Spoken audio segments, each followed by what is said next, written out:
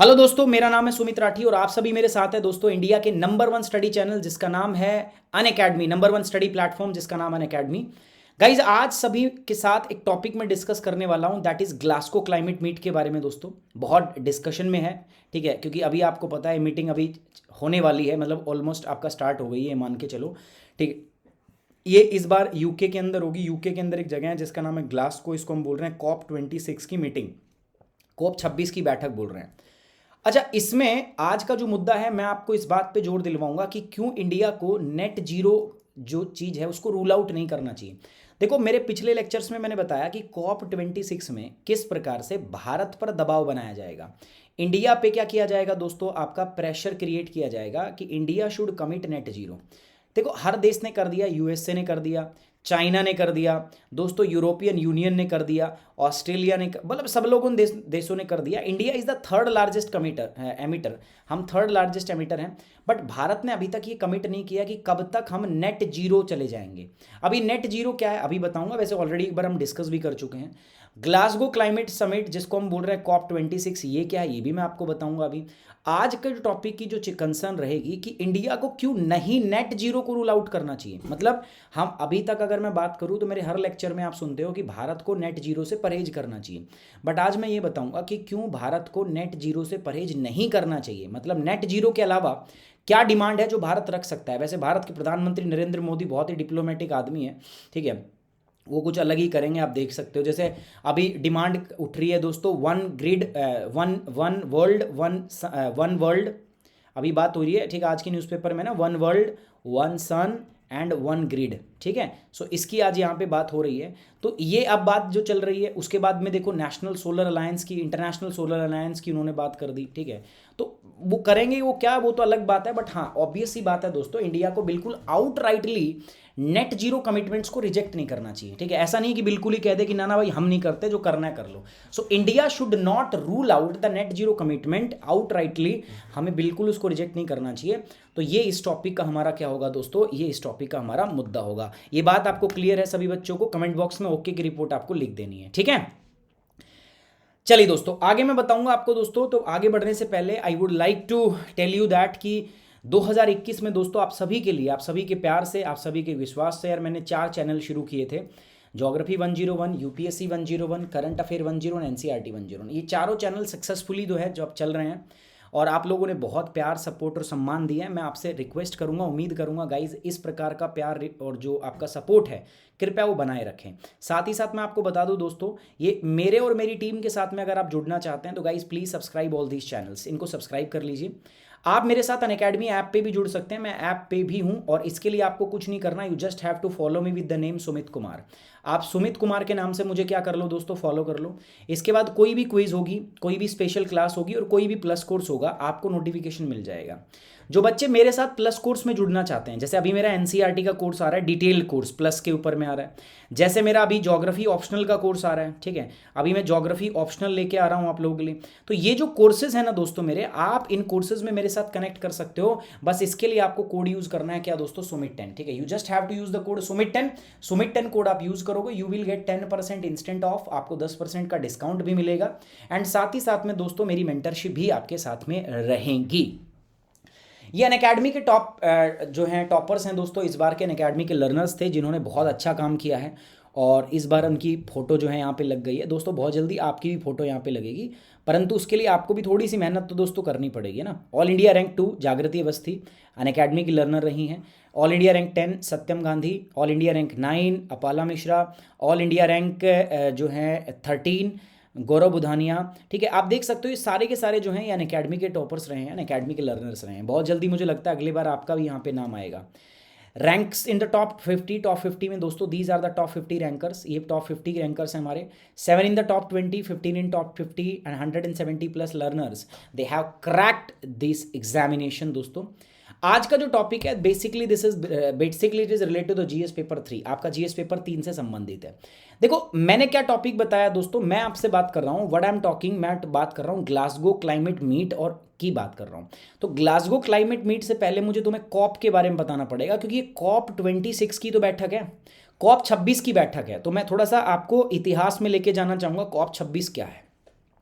थोड़ा सा ये आपको पता भी, बट फिर भी मैं बताऊंगा दोस्तों। 1992 के अंदर में एक ग्लोबल कम्युनिटी के अंदर में एक समझ जागी, उनको लगा कि हमें अब अपने जो नेचर है, एनवायरनमेंट है, उसकी तरफ ध्यान देना पड़ेगा। तो 1992 के अंदर में एक कन्वेंशन हुई जिसका नाम है रियो। रियो एक जगह है, रियो के अंदर में कन्वेंशन हुई जिसका नाम था रियो कन्वेंशन, जिसको हम आपका अर्थ समिट भी बोलते हैं। ठीक है, क्या बोलते हैं उसको दोस्तों? अर्थ समिट। इस समिट के अंदर में 3 चीजें बनी। पहला बना United Nation framework convention climate change, दूसरा बना United Nation framework to combat the desertification. ठीक है, United Nation framework to combat the desertification, और एक बना हमारा आपका कन्वेंशन ऑन बायोलॉजिकल डाइवर्सिटी। 3 चीज़ें बनी। अब ये जो UNFCCC है, इस पे ध्यान दो। इसका मेन काम क्या था दोस्तों? जो एटमॉस्फेयर के अंदर में ग्रीन हाउस गैसेज हैं, इनको रिड्यूस करना। ठीक है, इनका काम क्या था? इसको रिड्यूस करना। ठीक है, जो हमारी ग्लोबल वार्मिंग हो रही है, ग्रीन हाउस गैस की वजह से क्या होती है? Global warming. उसको क्या करना दोस्तों? उसको रिड्यूस करना। ये इसका प्राइम काम था। किसकी बात कर रहा हूं मैं दोस्तों? We are talking about the UNFCCC, United Nation framework convention climate change. इसका मुख्य काम क्या था दोस्तों? इसका मुख्य काम ये था कि भैया ग्लोबल वार्मिंग को कम करो।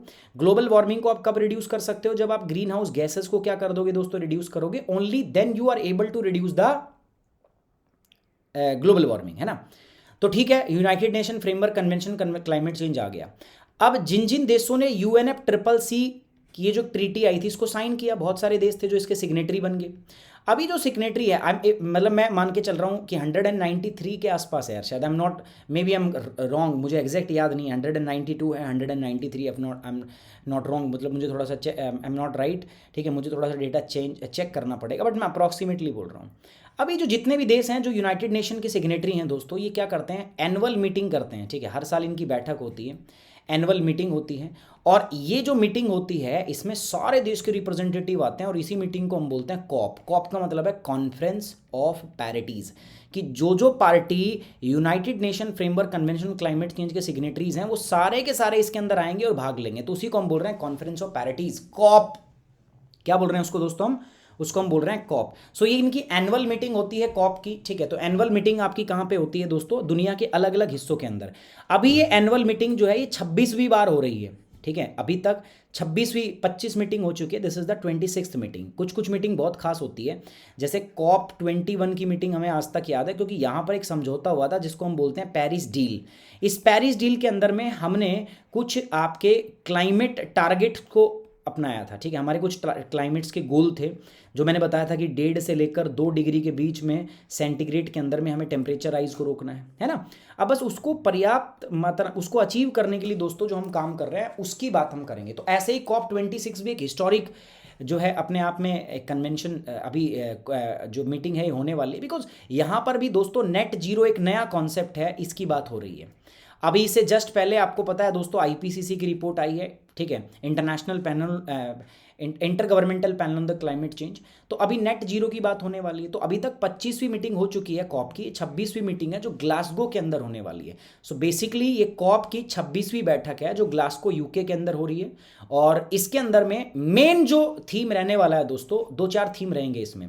कौन कौन से मेन थीम रहेंगे दोस्तों, मैं आपको बताऊंगा। देखो, सबसे पहला जो थीम रहने वाला है, सबसे मोटी बात जो रहने वाली है, वो है नेट जीरो। और नेट जीरो पे भी इंडिया पे प्रेशर बनेगा। ज़्यादा प्रेशर किस पे बनाया जाएगा दोस्तों? डेवलपिंग कंट्रीज के ऊपर। ठीक है, दूसरा जो बड़ा मुद्दा यहाँ पे आने वाला है, वो NDC का आएगा, नेशनली डिटरमाइंड कंट्रीब्यूशन का। ठीक है, नेशनली डिटरमाइंड कंट्रीब्यूशन को रिन्यू करो। ठीक है, साथ साथ में आप जो NDC लगाओगे, ठीक है, वो ज़्यादा एस्पायरिंग वो लगाओ। ठीक है, मतलब ऐसा नहीं कि आप सूखे सूखे लगा रहे हो। ठीक है, बढ़िया से लगाओ।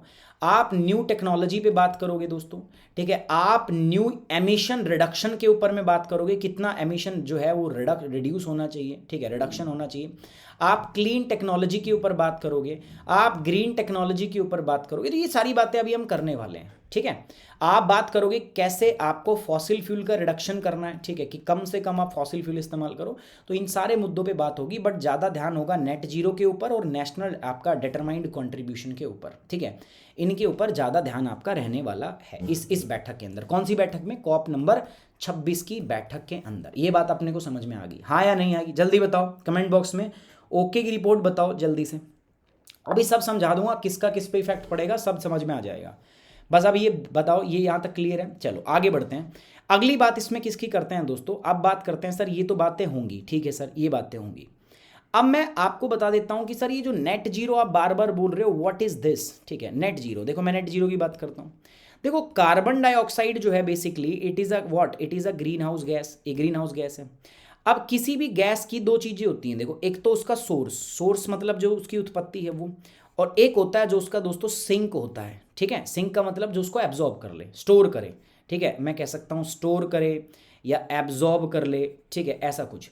और सोर्स मतलब जो उसका उत्पत्ति करता है, जो उसका ओरिजिन से एसोसिएटेड होता है ना। अब जैसे कार्बन का सोर्स कैसे होगा दोस्तों, हमने पता है फॉसिल फ्यूल से होता है, ठीक है। आप फॉसिल फ्यूल जलाओ होगा, ठीक है, आप कोई भी फॉसिल फ्यूल का इस्तेमाल करो, उससे क्या होगा, CO2 प्रोड्यूस होगी, और अदर एक्टिविटीज़ और भी बहुत है, ठीक है। बट हमारी मेन जो एक्टिविटीज़ है वो क्या है दोस्तों, मेन जो कंसर्न है that is fossil fuel, Hindi में जिसको बोलते हैं हम जीवाश्म, ऐसा ईंधन जो जीवों के अंश से बना, इसलिए जीवाश्म कहते हैं। अब सिंक की भी बात करनी है आपको। सिंक मतलब जो कार्बन को स्टोर करते हैं, एब्जॉर्ब करते हैं। इसमें बहुत सारी चीज़ें आती हैं, जैसे फॉरेस्ट, फॉरेस्ट मतलब जंगल, ठीक है। आप देखो जंगल वाला जो इलाका होता है, ठीक है, उसकी बात कर लो, है ना, ये कार्बन सिंक का काम करते हैं। जैसे ओशियन जो है, ठीक है, ओशियन के अंदर में अगर मैं बेसिकली बात करूँ तो फाइटोप्लैंक्टन जो होते हैं, ठीक है, वो ओशियन के अंदर में क्या करते हैं, सिंक का काम करते हैं, पेड़ का काम। या मैं और भी एक जो है carbon capture and storage, CCC, या कार्बन सेक्वेस्ट्रेशन की बात कर सकते हैं हम, ठीक है। So these are the method जिसको हम कार्बन सिंक कर सकते हैं। अब मुद्दा ये उठ रहा है कि जितना आप 2050 तक, टारगेट ये है कि भैया अगर आपको पेरिस डील के टारगेट को अचीव करना है। अभी जब पेरिस डील क्या है, देखो पेरिस डील जो है, ठीक है, मैं बता रहा हूं आपको दोस्तों पेरिस डील के बारे में। पेरिस डील बेसिकली एक COP21 की बैठक है, ठीक है, जो आपकी 2015 में हुई थी। इस COP25 की बैठक की कुछ जो है कॉमन बातें जो है मैं बता देता हूँ।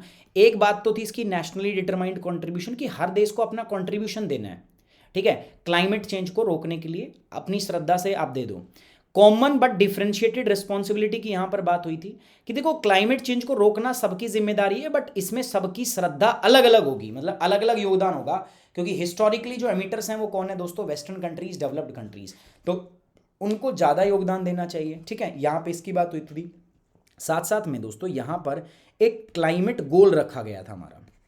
क्लाइमेट गोल क्या था कि आपको कोशिश करनी है कि 1.5 से लेकर 2 डिग्री सेंटीग्रेड के बीच में आप टेम्परेचर को रोक दो। कब तक दोस्तों, बाय 2050 तक, ठीक है। अगर आपको इस क्लाइमेट गोल को अचीव करना है प्यारे बच्चों, ठीक है, अगर आपको उस क्लाइमेट गोल को अचीव करना है तो 2050 तक, तो आपको पूरी दुनिया को नेट जीरो कराना पड़ेगा। नेट जीरो मतलब कि जितना वो कार्बन एमिट कर रहे हैं, ठीक है, उतना ही वो क्या कर दे, कार्बन का सिंक कर दें, ठीक है। सो आपका कार्बन का source is equal to sink, ये बराबर होना चाहिए। जितना कार्बन एमिशन हो रहा है उतना ही उसका क्या कर दो, एब्जॉर्प्शन करा दो। अगर आपने ये कर दिया, ये कैसे कर सकते हो आप, एक ही तरीके से फॉसिल फ्यूल का रिडक्शन करो, यूज कम करो, ग्रीन टेक्नोलॉजी अपनाओ और जंगलों को बढ़ाओ, फॉरेस्ट एफोरेस्टेशन ज़्यादा करो, ग्रीन टेक्नोलॉजी को ज़्यादा यूज़ करो, है ना। तो तभी आप क्या कर सकते हो दोस्तों, इस पेरिस डील के टारगेट को आप क्या कर सकते हो, अचीव कर सकते हो, अदरवाइज इज टोटली इंपॉसिबल। इसको अचीव करने के लिए आपको बाय 2050 तक क्या करना पड़ेगा दोस्तों, you have to commit the net zero. अब भारत ने वो कमिट किया नहीं है, ठीक है, एक बात ये। दूसरा, अगर इसको करना है तो 2030 तक, 2030 तक आपको कम से कम 45% जो है, जो आपका ग्रीन हाउस गैस है वो रिड्यूस करना पड़ेगा, 45%। जितना आप 2010 में एमिशन कर रहे हो ना, ठीक है, जितनी आप ग्रीन हाउस गैस निकालते थे उससे 45% आपको कम रिडक्शन करना पड़ेगा। अब देखो अभी तक मैंने टॉपिक पे जो बात की थी, मैंने किसकी बात की थी दोस्तों, मैंने नेट जीरो के पॉजिटिव साइड्स की बात की थी, बट आज मैं नेट जीरो के नेगेटिव, आज मैं नेगेटिव, अभी तक जो मैंने बात की थी मैंने नेट जीरो के नेगेटिव साइड्स की बात की थी कि इंडिया को क्यों नहीं करना चाहिए। आज मैं नेट जीरो की कुछ पॉजिटिव साइड्स भी आपको बताऊंगा कि क्यों भारत को इस चीज़ को छोड़ना नहीं चाहिए, एक अपॉर्चुनिटी के रूप में भारत इसका इस्तेमाल कर सकता है, ठीक है, उसके बारे में हम यहाँ पे पढ़ेंगे। तो basically it's a part of GS paper 3 जो आपका ecology and environment, biosphere environment से संबंधित है। तो आपको पता है प्यारे बच्चों, अभी ये ग्लासगो समिट जो है ऑलमोस्ट शुरू हो ही गई है, ठीक है। तो कह रहा है कि इंडिया को does not rule out the zero commitment, है ना, नेट जीरो कमिटमेंट। भारत को नेट जीरो को रूल आउट नहीं करना चाहिए, बट कह रहा है कि भारत को ना कुछ और बातें मनवा लेनी चाहिए, ठीक है। India should not rule out the net zero commitment but insist on the earlier pledge for tech transfer and tech from the developing countries. देखो यार हुआ क्या है, जब से ये इंडस्ट्रियलाइजेशन हुआ है, इंडस्ट्रियलाइजेशन जब हुआ था, ठीक है, आपको भी पता है जब इंडस्ट्रियलाइजेशन हुआ था तो ये जो यूरोप था ना, इसने पूरे दुनिया को, पूरे वर्ल्ड को दोस्तों अलग अलग कॉलोनीज में बांटा हुआ था, डिवाइड, मतलब रूल करते थे, शासन करते थे। तो आज जितना भी CO2 का एमिशन है दोस्तों, इसकी जिम्मेदारी किसकी है दोस्तों? इनकी जिम्मेदारी है जो आज डेवलप्ड है। ये लोग आज अपने डेवलप्ड क्यों कहते हैं? क्योंकि इन्होंने दुनिया भर के अलग अलग देश को अपनी कॉलोनी बनाया, लूटा फूटा, और आज ये पैसा जमा करके बैठ गए। अब आज इनके पास में दोस्तों क्या है? पैसा है दोस्तों, इनके पास मनी है, और उस मनी से इन्होंने क्या किया? R&D में पैसा लगा के टेक्नोलॉजी डेवलप कर ली है। तो ये लोग इजीली माइग्रेट कर सकते हैं। अगर आप बात करो USA के अंदर, अगर बात करो यूरोपियन यूनियन के अंदर, यहाँ रोड वोड सब बने हुए हैं, इंफ्रास्ट्रक्चर तैयार है। अब EU की जो दिक्कत है वो दिक्कत भुखमरी नहीं है, इसकी दिक्कत हंगर नहीं है कि इनके देश के अंदर में भुखमरी है। यहाँ की दिक्कत इंफ्रास्ट्रक्चर नहीं है कि अब यहाँ रोड भी नहीं है। यहाँ की दिक्कत ऐसा नहीं है कि भाई यहाँ पे लोगों के पास में रहने के लिए मकान नहीं है, ठीक है, लोगों के पास रहने को मकान है, अच्छी सड़कें हैं, साफ सुथरा मैदान। अब इनकी प्रायोरिटी अलग है, लेकिन भारत आज भी जो है एक डेवलपिंग नेशन है। भारत की प्रायोरिटी क्या है दोस्तों? अभी देखो वर्ल्ड का ग्लोबल फूड हंगर इंडेक्स में हमारी को 101वीं रैंक मिली है। इसका मतलब हमें हंगर के ऊपर में काम करने की आवश्यकता है। अब एक बात बताओ ना भैया, ये यूरोपियन यूनियन तो बकवास करेगा, नेट जीरो पुकारेगा। अब हमारी भुखमरी दूर ना हो रही तो हम नेट जीरो की तरफ ध्यान देंगे? कोई नहीं देंगे भाई, ठीक है। अब नेट जीरो आप कमिट कर दो, इधर देश के अंदर में भुखमरी रहे, है ना। और अगर आपको देश की हंगर को मिटाना है तो आपको डेवलपमेंट करना पड़ेगा। और ये जो डेवलपमेंट है इंडिया में, that development is heavily dependent upon the coal. आपकी डेवलपमेंट कोल के ऊपर बहुत भयंकर तरीके से डिपेंड करती है, ठीक है। It is heavily dependent upon the coal. कोयले से इसका सीधा सीधा संबंध, अगर कोयला नहीं होगा ना दोस्तों तो बहुत दिक्कत हो जाएगी। समझ में आ रही बात? अगर कोयले को हमने हटा दिया ना तो इंडिया कभी भी जो है डेवलप नहीं कर पाएगा। इंडिया से हंगर, पॉवर्टी नहीं हटा सकता, क्योंकि हंगर को हटाने के लिए, गरीबी को हटाने के लिए हमें डेवलपमेंट करना पड़ेगा। और डेवलपमेंट का जो मेन ड्राइवर है दैट इज द कोल, क्योंकि कोल से ही एनर्जी हम कम। तो इसीलिए कह रहा है भारत, लेकिन हाँ हमें बिल्कुल उसको रिजेक्ट भी नहीं करना चाहिए। क्यों? क्योंकि टेक्नोलॉजी किसके पास है दोस्तों? टेक्नोलॉजी है वेस्टर्न कंट्रीज के पास है। ये जो यूरोपियन यूनियन ज़्यादा मुंह बना के कहता है ना नेट जीरो करो, तो एक काम कर, तू अपनी टेक्नोलॉजी हमें दे, ठीक है, साथ साथ में पैसा भी दे हमें, क्योंकि तूने हमसे लूटा था पैसा, वापस दे दे हमें, ठीक है। टेक्नोलॉजी भी ट्रांसफर कर और फंड भी दे। हमने एक फंड बना था 100 बिलियन का, 2015 पेरिस डील जब हुई थी ना, उसमें बात हुई थी कि हर साल 100 बिलियन जो है डेवलप्ड कंट्री देंगे दोस्तों, किसके लिए? क्लाइमेट रेजिलियंस के लिए, क्लाइमेट इंफ्रास्ट्रक्चर के लिए। और ये 100 बिलियन आज तक हुआ है? नहीं हुआ है। तो आपको 100 बिलियन पहले तो ये पैसा दो ग्रीन क्लाइमेट फंड के रूप में। दूसरा, जो टेक्नोलॉजी तुम्हारे पास अच्छी अच्छी है वो हम जीरो पे कर लेंगे, हम नेट जीरो कर लेंगे, बट हाँ तुम भी कुछ करो ना, तुम पैसा दो, 100 बिलियन फंड को मेंटेन करो, तुम हर साल 100 बिलियन फंड रेज करो, तब करेंगे। दूसरा, अब जो टेक्नोलॉजी है वो हमें ट्रांसफर करो, तब हम करेंगे। अब ये जो मीटिंग होने वाली है ग्लासगो में दोस्तों, इसका मेन फोकस क्या रहने वाला है सर? किस प्रकार से इस मीटिंग के अंदर में हम क्या फोकस करेंगे, इस मीटिंग के अंदर में हम क्या बात करेंगे, उसकी भी बात कर लेते हैं। फोकस ऑफ द मीटिंग क्या है दोस्तों? To have all nation commit to a net zero. क्या बोल रहा है दोस्तों? कि इस मीटिंग का एकमात्र उद्देश्य जो होगा दोस्तों ये होगा कि हर देश जो है वो नेट जीरो के टारगेट को क्या कर दे? कमिट कर दे, बोल दे कि हाँ भाई हम नेट जीरो करने वाले हैं, ठीक है। पहली बात ये है। और a year by when the countries fossil fuel emissions would peak and at some point of time be natural and neutralized, है ना। पहली डिमांड यही है। जैसे इंडिया से क्या कह रहे हैं कि आप ये बता दो कि आप कब तक नेट कार्बन जीरो, जैसे इंडिया की अगर मैं बात करूं आज के हिसाब से मैं सोचूं तो भारत 2040 के अंदर में सबसे ज़्यादा पीक पे होगा फॉसिल फ्यूल के यूज़ में, ठीक है। फॉसिल फ्यूल जो है ना, जिसमें आपका डीजल भी आता है, क्रूड ऑयल पूरा डीजल, इसमें डीजल आता है, इसमें पेट्रोल आता है, ठीक है, इसमें नेचुरल गैस आती है, ठीक है, इसमें कोल आता है। तो भारत जो है 2040 तक अपने पीक पे चला जाएगा, मतलब जितना करना है हम 2040, उसके बाद में भारत का ग्राफ भी नीचे आएगा। तो अभी एक रिपोर्ट है जो कह रही है कि भारत को 2070 की कमिटमेंट दे देनी चाहिए कि 2070 तक हम ऐसा करेंगे, 2040 के अंदर हमारा पीक होगा और पीक के बाद में हम जो है डिक्रीज करने लग जाएंगे, है ना। तो यही ये लोग भी चाहते हैं कि इस बैठक में कम से कम एक देश कमिटमेंट दे दे कि भैया हम नेट जीरो 2070 तक कर लेंगे। जैसे चाइना ने 2060 किया है, तो हम कह दें 2070, 2080, ठीक है, हम कह दें कि 3000 कब तक करेंगे, मतलब 2000 नहीं तक 2100 तक करेंगे। तो हम कब तक करेंगे, ये बात यहाँ पर ये बोल रहा है, ठीक है। ये बात ये भी बोल रहा है कि कब तक आप फॉसिल फ्यूल को इस्तेमाल मैक्सिमम करोगे, वो भी हमें आज ही बता दो। एक तो ये बैठक की जो है मेन फोकस रहेगा। दूसरा, all country doing this by 2050 would means a chance. अगर सारे देश नेट जीरो कर देंगे ना तो हमारे पास चांस है कि हम ग्लोबल एवरेज टेम्परेचर को 1.5 डिग्री सेंटीग्रेड तक रोक देंगे।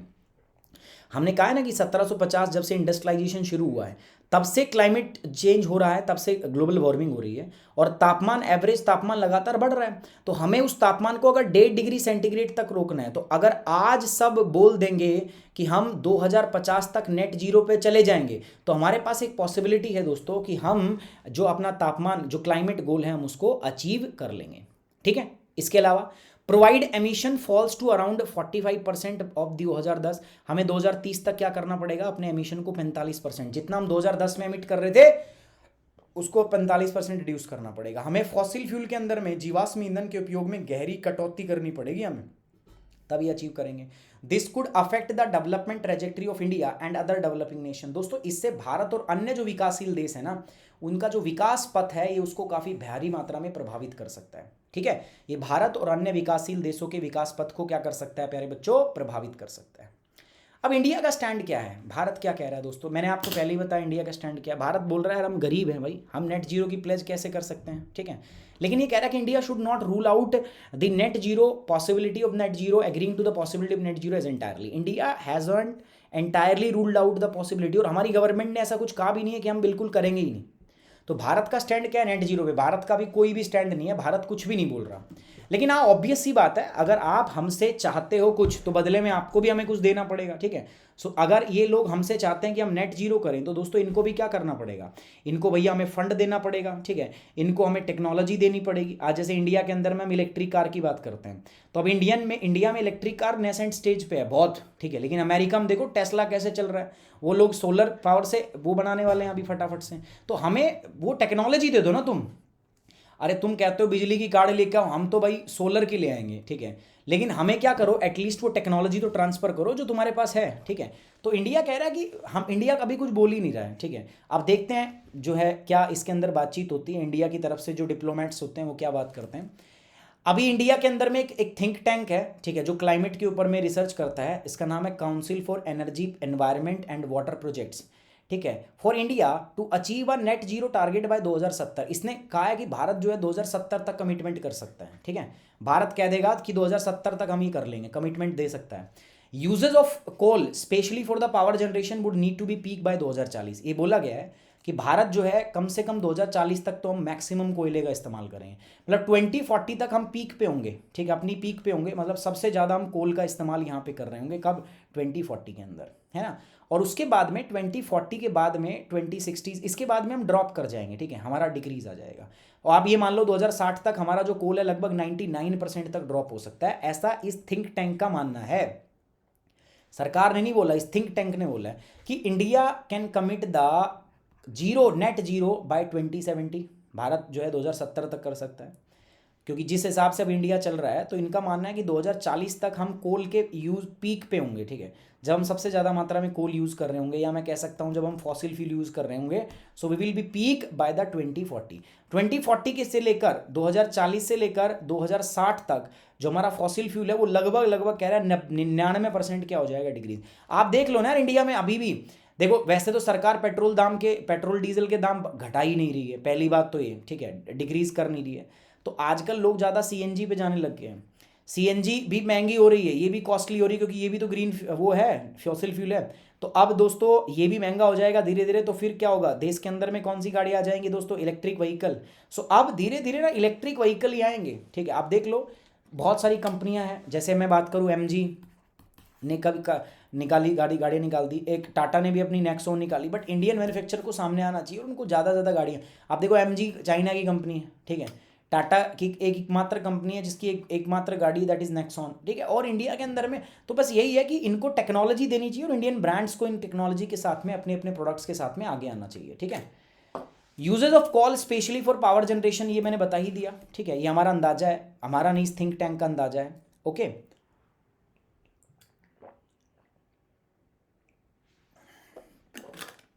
The consumption of crude oil across sectors would also need to be peak by 2050 and fall substantially by 90%। ठीक है, बिटवीन इतना कह रहा है, जो क्रूड ऑयल है, ये तो सिर्फ कोयले की बात हुई थी यार। ठीक है, ये सिर्फ कोयले की बात है। कह रहा है जो कच्चा तेल है, क्रूड ऑयल जो है, उसको भी हमें 2050 तक पीक जितना इस्तेमाल कर सकते हो 2050 तक मैक्सिमम इस्तेमाल कर लो। कह रहा है 2050 के बाद में आप उसको भी कम करना शुरू कर दोगे, और इनका मानना है कि 2050 से लेकर 2070 के बीच में आप इसको लगभग लगभग 90% क्या कर दोगे, रिड्यूस कर दोगे। ठीक है, India will not budge on demands from the developing nations on making good on the previous commitment. भारत को लगातार डिमांड क्या करनी चाहिए, जब ये इंडिया को बोले ना नेट जीरो करो, नेट जीरो, तो इंडिया को भी अपनी डिमांड करनी चाहिए कि आपने जो पहले 100 बिलियन का जो डेवलपिंग कंट्रीज ने मिटिगेशन एंड क्लाइमेट चेंज के लिए जो फंड रखा था वो कहाँ है। तो इंडिया को भी ये बात रखनी चाहिए कि हम करेंगे नेट जीरो, आप पहले 100 बिलियन का फंड दो, आप पहले टेक्नोलॉजी का ट्रांसफर करो हमें, ठीक है, आप ये करो ना, तब हम कर लेंगे। मार्केट बेस्ड मैकेनिज्म दो आप हमें, ठीक है, कार्बन क्रेडिट्स का तो वो करो। तो जब तक ये नहीं हो तब तक जो है भारत को भी बोलना चाहिए, इंडिया को रूल आउट नहीं करना चाहिए, लेकिन जब जब भारत को बोला जाए कि नेट जीरो करो तो भारत को भी क्या करना चाहिए, चुप नहीं बैठना चाहिए। भारत को भी कहना चाहिए कि हम तो नेट जीरो करेंगे, बट तुम्हारी जो प्रीवियस कमिटमेंट थी, जो तुमने पुराने वादे किए थे, वो कहाँ है अजी, उनका क्या होगा, अपने वादे निभाओ। 100 बिलियन फंड की आपने बात की थी, ट्रांसफर करो हमें 100 बिलियन फंड, ठीक है, टेक्नोलॉजी ट्रांसफर करो, एक अच्छा इफेक्टिव मैकेनिज्म बनाओ कार्बन क्रेडिट ट्रांसफर का। तो ये हमें बात करनी पड़ेगी, बोलना पड़ेगा हमें इनको, ठीक है। साथ साथ में अगर इंडिया नेट जीरो नहीं भी करना चाहता तो मत करो यार, इंडिया को ज़रूरत नहीं है नेट जीरो की, लेकिन हाँ इंडिया को कुछ कमिटमेंट तो शो करनी पड़ेगी। जैसे हम अपना एनडीसी बढ़ा देंगे, जो नेशनली डिटरमाइंड कंट्रीब्यूशन है ना, जो हमने श्रद्धा से बोल रखा है कि भैया हम माता का इतना प्रसाद चढ़ाएंगे, तो हम उसको क्या कर सकते हैं दोस्तों, हम अपने एनडीसी को क्या कर सकते हैं, we can increase our NDC, हम अपने एनडीसी को बढ़ा देंगे। That could include higher clean transfers और the reduction in specific category of emission. हम ये कह देंगे कि ठीक है भैया, हम सारा तो नेट जीरो नहीं करेंगे, कोल का इस्तेमाल तो करेंगे, बट हाँ जो हमारा ट्रांसपोर्ट सेक्टर है, ठीक है, उसके अंदर में हम फॉसिल फ्यूल को क्या कर देंगे, रिड्यूस कर देंगे बाय दिस लेवल, कहते हो 2050 तक हम जीरो कर देंगे। तो ऐसा अगर करते हो ना दोस्तों, तो वो क्या होगा, आपका फायदेमंद होगा। तो जरूरी नहीं है कि इंडिया को नेट जीरो पे ही बात करें, इंडिया नेट जीरो के अलावा एनडीसी को बढ़ा सकता है दोस्तों, या हम सेक्टर स्पेसिफिक एमिशन टारगेट्स यहाँ पे सेट कर सकते हैं, ठीक है, ये भी हम कर सकते हैं। Unlike India and United Kingdoms have agreed to strengthen the climate initiatives and further their green partnership, है ना। अभी आपको पता है भारत ने और यूके ने दोनों ने एक पार्टनरशिप की है, जिनमें उन्होंने कहा है कि वो अपने दोनों जो हैं, अपनी जो पार्टनरशिप है, अपने जो इनिशिएटिव्स हैं वो दोनों लेंगे, और भारत और यूनाइटेड किंगडम जो है उन्होंने बोला है कि हम अपने क्लाइमेट इनिशिएटिव को क्या करेंगे, स्ट्रेंथन करेंगे, उनको बढ़ाएंगे, अच्छा करेंगे। India would support the UK COP presidency, wishing COP26 to be the COP action and implementation, ठीक है। यूके को अभी देखो, जिस देश के अंदर में बैठक होती है, जैसे अभी COP26 की बैठक कहाँ पर है दोस्तों, यूके में, यूके पे दबाव है, ठीक है, कि जो जो यहाँ पर डिसीजन लिए, जैसे पेरिस डील हुई थी, ठीक है, तो पेरिस में उस पर दबाव था, किसके ऊपर दोस्तों, जापान, फ्रांस के ऊपर, कि वो जो जो चीज़ें डिसीजन लिए जाए इनको एटलीस्ट इंप्लीमेंट करें। तो अब किस पे दबाव है दोस्तों, यूके पे इसका दबाव है, ठीक है, कि एटलीस्ट जो चीज़ें हो रही हैं उनको क्या किया जाए, फुलफिल किया जाए, इनको इंप्लीमेंट किया जाए, है ना। अब हम बात करते हैं sir, what are the objections and apprehensions of India's in the achieving net zero. भारत के क्या क्या दिक्कतें हैं, भारत को क्या आपत्तियां हैं, भारत नेट जीरो को क्यों अभी पीछे हट रहा है। तो सबसे बड़ा रीज़न है भारत के अंदर में दोस्तों, हंगर एंड पॉवर्टी, बहुत ज़्यादा हंगर एंड पॉवर्टी है, ठीक है। सो ये आपको सोचना समझना पड़ेगा कि भारत में गरीबी और अब गरीबी से इसका क्या कनेक्शन। देखो, भारत हमेशा ये चाहता है कि हम फॉसिल फ्यूल का इस्तेमाल कम करें, हमेशा चाहता है, बट ये काम करेंगे हम धीरे धीरे धीरे धीरे से, जिंदगी में आना, वो वाली बात हम करेंगे यहाँ पे, है ना। तो हम धीरे धीरे वाली बातें करेंगे, समझ में आ रही बात। हम ये नहीं कह रहे कि एकदम से कर देंगे, हम धीरे धीरे करेंगे यहाँ से, समझ में आ रही बात आपको। It can not compromise on the development that is now primary reliant on the coal. हमारी सारी डेवलपमेंट अभी कोल पर आधारित है भैया, हम सारा जो डेवलपमेंट हो रहा है, हमारा विकास हो रहा है, that is entirely depends upon the coal. So we can not compromise the development process. आप कोल को रिड्यूस कर दोगे, कोल को जीरो कर दो आप, ठीक है, कोल का प्रोडक्शन इस्तेमाल कम कर दो, तो आपकी पूरी डेवलपमेंट प्रोसेस क्या हो जाएगी दोस्तों, वो अंडरमाइन हो जाएगी। तो हम ऐसा नहीं कर सकते। Even the recent global hunger index has put India's much behind as compare to its neighbour. भारत में अगर आप देखोगे तो इंडिया का जो हंगर इंडेक्स है ना, वो भी बहुत पीछे है, ठीक है, भारत को उसमें बहुत पीछे जगह मिली हंगर इंडेक्स के अंदर में, ठीक है। सो ये भी एक दिक्कत है। अच्छा, दूसरा, चलो मान लो इंडिया नेट जीरो कर भी दे, लेकिन भारत कह रहा है कि हम नेट जीरो क्यों करें, क्योंकि आपने ही तो बोला है कि common but differentiated responsibility, common but differentiated responsibility. इसका मतलब क्या है कि क्लाइमेट चेंज को जो हमने रोकना है वो सबकी एक कॉमन जिम्मेदारी है, समान जिम्मेदारी है। लेकिन साथ साथ आपने ये भी बोला है कि आज जो क्लाइमेट चेंज हो रहा है उसमें ज़्यादा योगदान किसका है दोस्तों, डेवलप्ड नेशन का। जब आप कह रहे हो कि डेवलप्ड नेशन का ज़्यादा योगदान है, तो आप ये भी देख लो ना कि उनकी जिम्मेदारी भी ज़्यादा है। अब आप क्या करा रहे हो, आप सबसे नेट जीरो करवा रहे हो, ठीक है, कि सब नेट जीरो करो। इसका मतलब आपका डेवलप्ड नेशन जो है वो भी नेट जीरो करेगा, जो डेवलपिंग है वो भी क्या करेगा, नेट जीरो। तो इसका मतलब तो समान, फिर डिफ्रेंशिएटेड रिस्पॉन्सिबिलिटी का हुआ। तो आपने बना दिया कॉमन, ठीक है, common and common, common but differentiated responsibility, आपने बना दिया कॉमन जो है and common and common responsibilities, ठीक है। तो ये चीज़ जो है, तो ये नहीं होनी चाहिए। तो इंडिया इसके प्रति भी कह रहा है कि भैया सुनो, आप बोल रहे हो कॉमन बट डिफरेंशिएटेड, कि सबकी जिम्मेदारी तो सेम है, क्लाइमेट चेंज सबको रोकना है, बट सबके उसके अंदर में रोल अलग अलग होंगे। लेकिन जब आप सबसे नेट जीरो करा रहे हो दोस्तों, तो सबके रोल भी समान कर दिए ना आपने। तो ऐसा कैसे है, उन लोगों ने ज़्यादा एक्सप्लॉइट किया था, उन लोगों ने ज़्यादा कार्बन डाइऑक्साइड एमिट किया था, और आज जिम्मेदारी हम पे टेक रहे हो तुम, ठीक है। Which requires developed countries who are responsible for the climate crisis to take the deeper cuts. जिम्मेदारी किनकी होती है दोस्तों, डेवलप्ड कंट्री की। जो आज डेवलप्ड है उनको ज़्यादा डीपर कट लेने चाहिए, मतलब उनको ज़्यादा रिड्यूस करना चाहिए। और डेवलपिंग नेशंस को आपको समय देना चाहिए दोस्तों, ताकि वो अपना पहले डेवलपमेंट करे, अपना विकास करे, उसके बाद में वो एनवायरनमेंट के बारे में सोचे। Also to pay the developing countries for the environmental damage from rising temperatures and finance their transition to the clean energy sources। अब देखो, डेवलप तो डेवलप हो गए, और डेवलप कब बने हैं, क्योंकि उससे पहले इन्होंने खूब सारा एमिशन कर दिया, CO2 एमिट कर दिया। तो अगर आप चाहते हो कि डेवलपिंग नेशंस भी एनवायरमेंटल के बारे में सोचे, तो आपको पहली बात तो आपने भी उनके हिस्से का एनवायरमेंटल डैमेज किया, तो आपको उनको कंपनसेट करना चाहिए।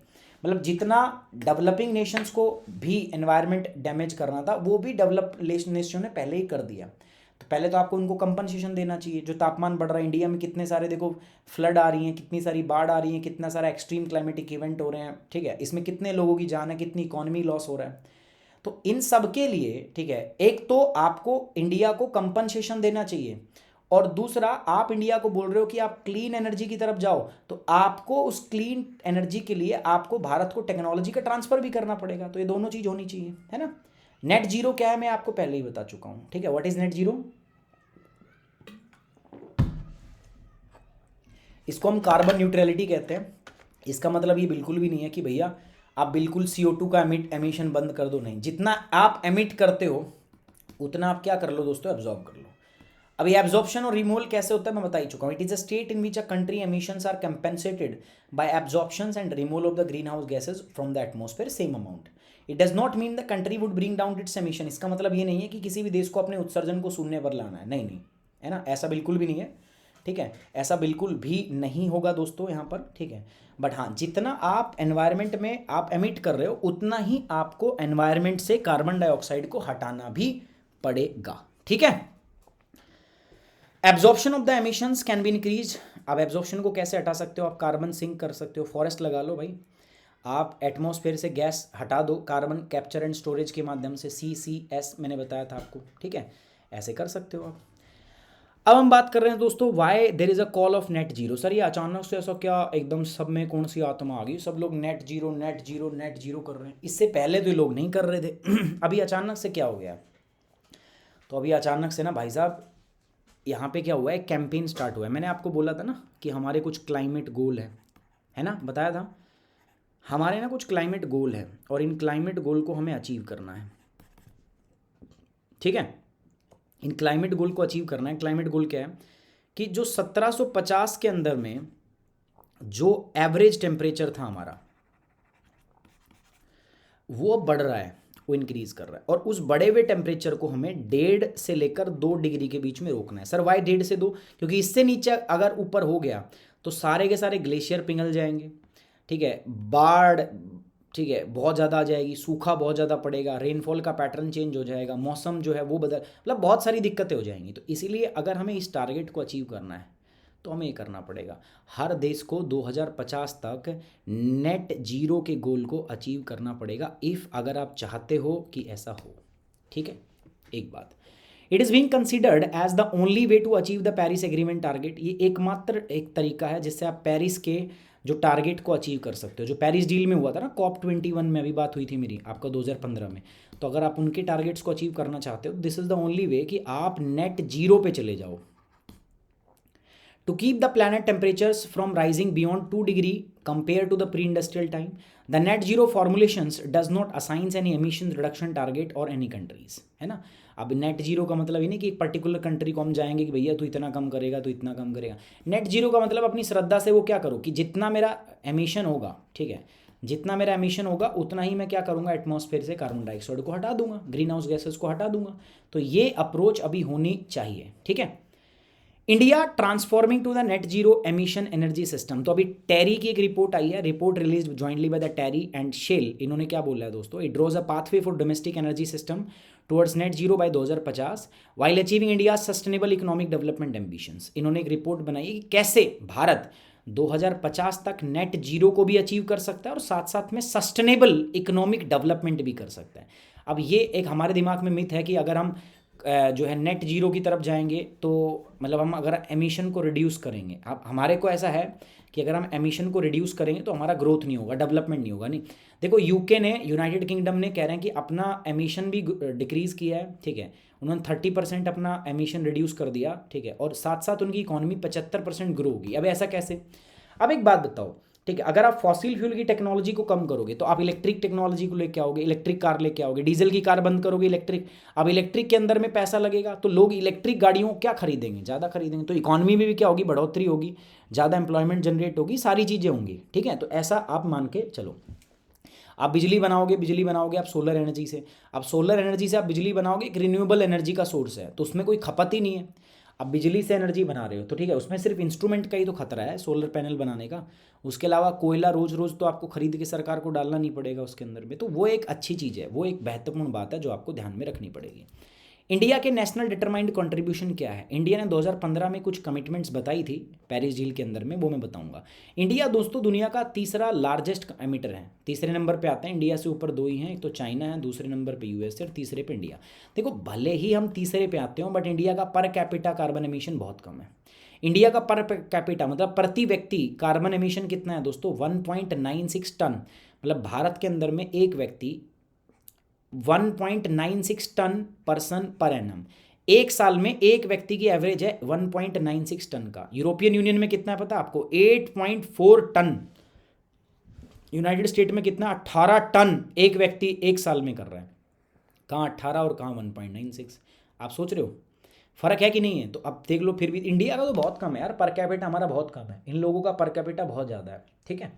फिर भी हमने 2015 के अंदर में कुछ कमिटमेंट्स दिए। कमिटमेंट्स क्या थे कि हम भाई फॉसिल फ्यूल को क्या करेंगे, 40% तक रिड्यूस कर देंगे, ठीक है। दूसरा हमने कहा कि जो हमारी एनर्जी एमिशन इंटेंसिटी है जीडीपी में, उसको हम 2005 तक, जितना हम 2005 में कर रहे थे, इसको हम 2030 तक 33 से 35% तक रिड्यूस कर देंगे।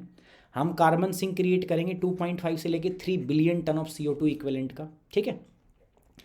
और ऐसा ही नहीं दोस्तों, हमारी कंपनियां भी सपोर्ट कर रही हैं। इंडियन कॉर्पोरेट्स जो हैं अलग अलग, जो भारत की अलग अलग कंपनियां हैं, जैसे टाटा कंपनी है, महिंद्रा, रिलायंस, इन्होंने अपने अपने टारगेट भी दे दिए नेट जीरो के।